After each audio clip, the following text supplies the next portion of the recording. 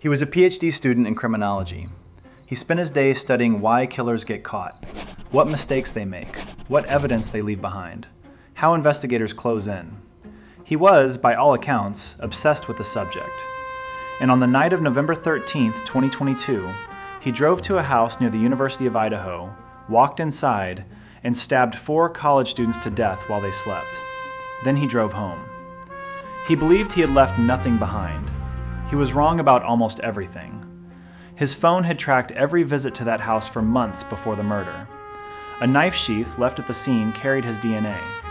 11 weeks of investigative work connected every thread back to one person, a criminology PhD student who had spent years studying exactly how not to get caught, and got caught anyway. This is the story of the King Road murders, and the man who should have known better than anyone.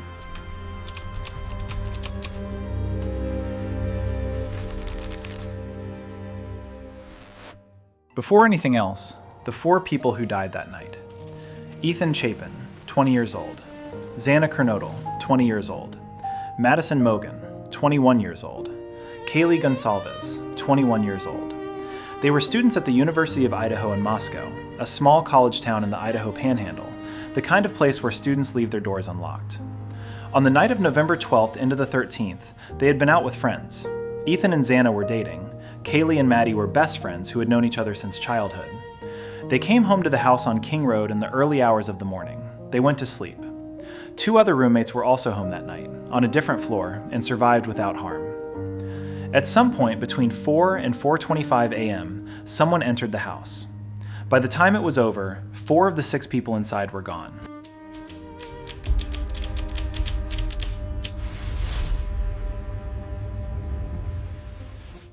Moscow, Idaho had not seen a murder in years. The discovery of 4 students stabbed to death in a house near campus sent shockwaves through a community that felt entirely unprepared for what had happened. The FBI joined local investigators almost immediately. The early weeks were difficult. There were no witnesses to the attack, there was no clear suspect. The murder weapon, a fixed-blade knife, was never found. But investigators had something. Left at the scene, near one of the victims, was a tan leather knife sheath, the kind used for a K-Bar brand fixed-blade knife, a large military-style blade. The sheath was collected. It was sent to the lab. On it, investigators found a single-touch DNA sample, a partial male DNA profile. They uploaded it to CODIS, the national DNA database. No match. Whoever had been in that house had no prior criminal record.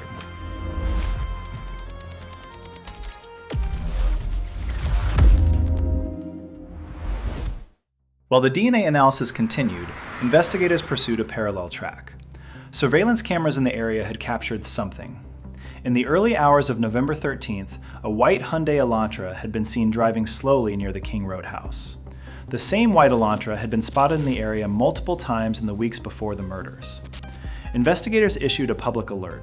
They needed to identify the driver. The response was overwhelming. Thousands of Elantra owners contacted police. Each tip had to be investigated. But something else was happening in parallel. Law enforcement had obtained phone data from the area around King Road. Specifically, they used a reverse location search known as a Geofence warrant, pulling records from devices in the vicinity of the house during the hours of the attack. One device appeared near the King Road house at the time of the murders. The same device had appeared there before. Not once, not twice, multiple times. In the months before the murders, late at night.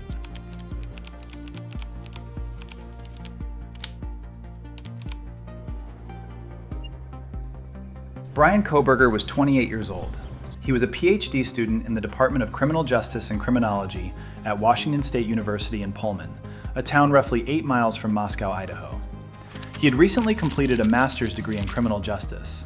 His academic focus included the psychology of criminal behavior, specifically, what drives individuals toward violence and how offenders interact with law enforcement.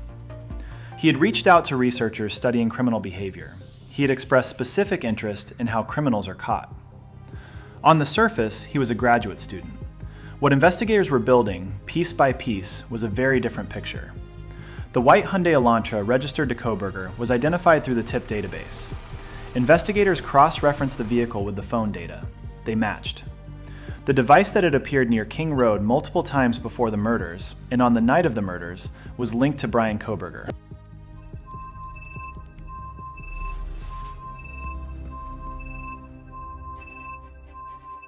Investigators now had a suspect, but they needed to confirm the DNA from the knife sheath. They couldn't simply arrest Kohberger and take a sample. They needed to obtain DNA without alerting him, so they did something ingenious. Kohberger had traveled back to Pennsylvania to spend the holidays with his family.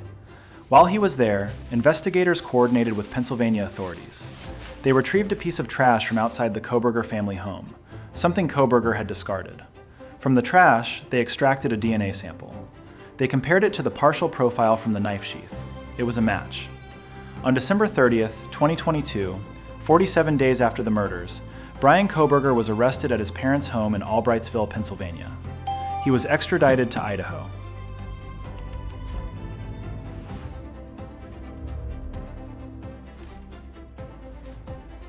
What prosecutors assembled was a case built on 5 interlocking pieces: the DNA, the knife sheath left at the scene carried Kohberger's DNA, a 1 in 5.37 quintillion chance of coincidence, according to the forensic report.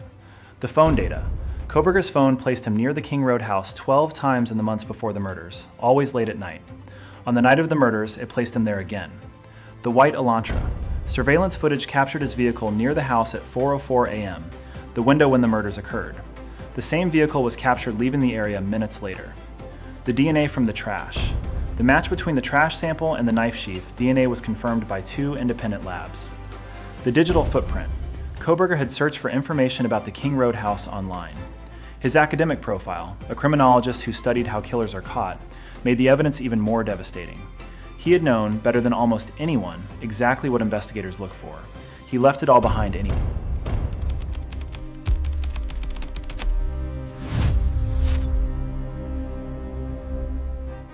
Brian Kohberger faced the death penalty.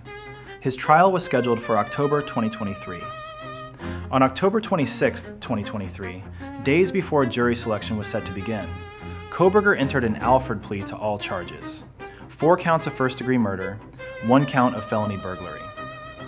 An Alford plea means he did not formally admit guilt, but acknowledged that the prosecution's evidence was sufficient to convict him beyond a reasonable doubt. He was sentenced to life in prison without the possibility of parole, 4 consecutive life sentences, 1 for each person who died on King Road. Under Idaho law, by accepting life without parole, Kohberger avoided the death penalty. The families of the victims were divided on whether this was the right outcome. Some wanted the finality of a verdict. Some wanted him to die. All of them wanted it to be over. He is currently serving 4 consecutive life sentences in an Idaho state prison. He will die there.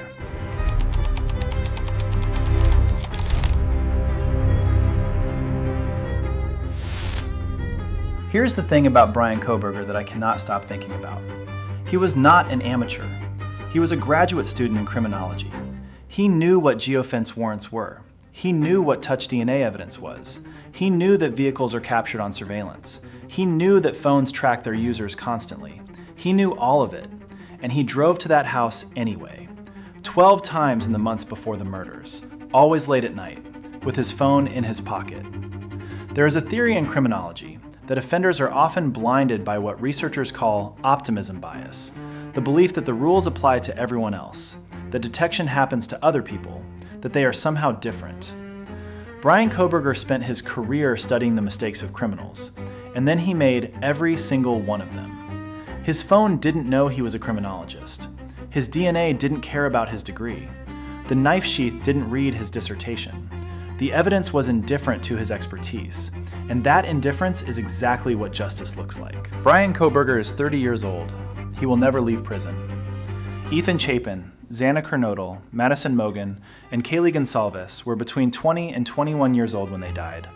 They were college students in a small town where nobody locked their doors. They deserved to graduate. If you found this case as disturbing as I did, drop a comment below. Do you think someone with Kohberger's knowledge should have known better? Or does knowing how crimes are solved actually make you overconfident? I want to hear what you think. And subscribe, because next week, justice shows up again. Justice was served.